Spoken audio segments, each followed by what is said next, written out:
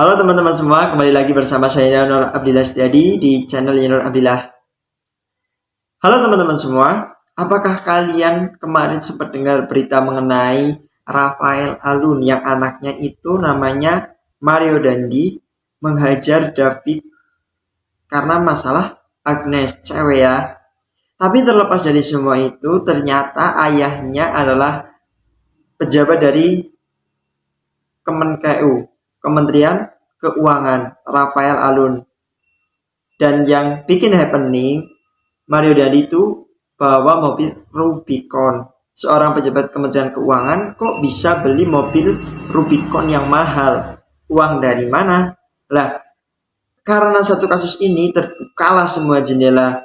Jadi semua kasus kementerian di Indonesia yang pejabatnya korupsi atau melakukan pencucian uang ketahuan.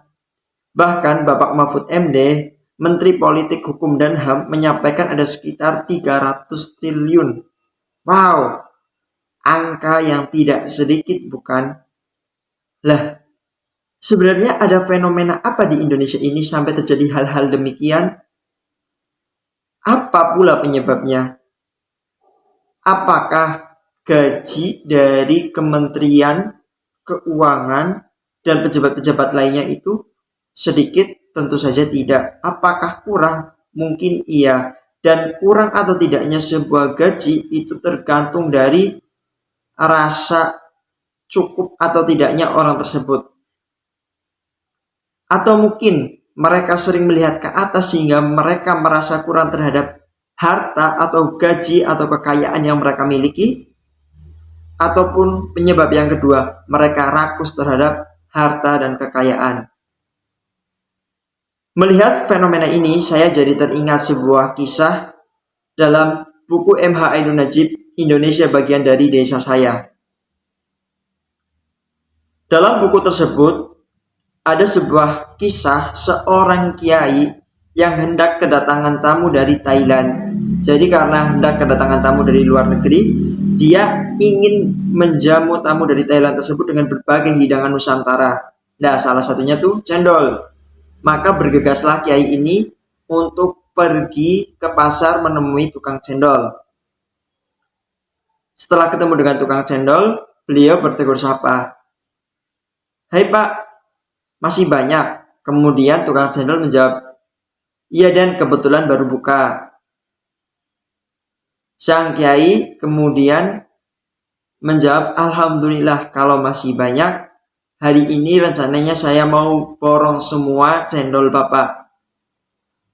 Dengan tegas, tukang cendol itu, "Loh, tentu saja tidak bisa Pak." Akhirnya, sang kiai terheran-heran dan menjawab dengan keterangannya. Di mana-mana orang jual mah pengen dibeli dengan diborong, laku keras supaya tidak perlu repot-repot jualan sampai siang Pak. Loh, Bapak kok nggak mau? Ini kenapa? Kang cendol pun menjawab, "Loh Dan, ini bagaimana kalau barang dagangan saya diborong sama Den, nanti pembeli yang lain nggak kebagian. Padahal pembeli yang lain adalah pembeli yang setiap hari mampir ke sini untuk menyempatkan membeli cendol saya. Kalau diborong, mereka tidak akan kebagian. Lalu bagaimana?" Akhirnya sang kiai menjawab, "Ya sudahlah kalau begitu. Saya mau beli berapapun Bapak kasih ke saya." Setelah itu beliau pulang. Lah, dari kisah tersebut ternyata di era kapitalisme sekarang ini masih ada seorang yang mereka tuh berjualan dan menikmati proses jualan itu, dan uang bukan tujuan utama dari orang tersebut. Dalam buku Indonesia bagian dari desa saya juga banyak, salah satu contohnya itu ada warung makanan di Jogja yang dia itu tidak merenovasi warungnya dan tetap mempertahankan keautentikannya dari dulu hingga sekarang. Nggak direhab supaya lebih lebar, lebih luas, lebih tinggi, itu nggak, tetap mempertahankan keasliannya dari dulu hingga sekarang. karena dia tidak ingin pedagangnya itu bertambah, tidak mementingkan sifat kapitalisme, tidak ngoyo lah bahasanya kalau bahasa Jawa. Juga ada seorang bapak kos yang tidak menuntut bayaran kepada anak kosnya, silakan bertempat tinggal di sini asalkan mau mengganti beras yang dia makan.